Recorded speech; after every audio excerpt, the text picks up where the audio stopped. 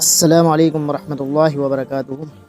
لوگ مر جاتے ہیں ہر روز اور پھر ہم سوچتے ہیں ابھی تو عمر پڑی ہے، کر لیں گے ثواب کا کام۔ درگاہ کے بھکاری زائرین سے زیادہ باشعور ہوتے ہیں، ہمیشہ زندوں سے مانگتے ہیں۔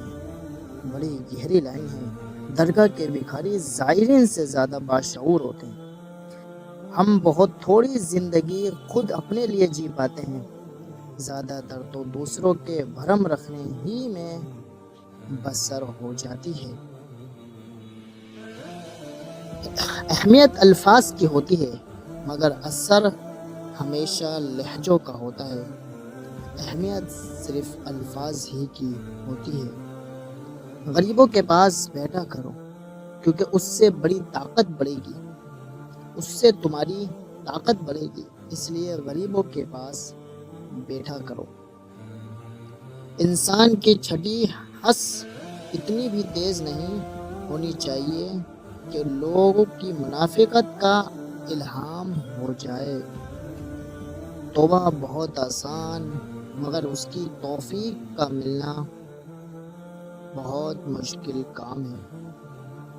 یا ستار الغیوب، اے عیبوں پر پردہ ڈالنے والے، میرے عیب چھپا اس دنیا میں بھی اور آخرت میں بھی، آمین۔ سب سے بہترین ذکر لا الہ الا اللہ، سب سے بہترین دعا الحمدللہ، لا الہ الا اللہ۔ اور جب اللہ تھام لیتا ہے، فرمایا جب اللہ تھام لیتا ہے تو کوئی گرا نہیں سکتا۔ نس نس سے واقف ہے، رگ رگ جانتا ہے، مجھے خود سے زیادہ میرا اللہ جانتا ہے۔ ماں اسی کے نام سے تھی ابتدائے خوش خطی، لفظ جتنے بھی میں نے لکھے سب سے بہتر ماں لکھا۔ اللہ کی مصلحتیں سمجھنے والوں کے دل کبھی ضدی نہیں ہوا کرتے ہیں۔ حضرت محمد صلی اللہ علیہ وسلم نے فرمایا، فاطمہ میرے جگر کا ٹکڑا ہے۔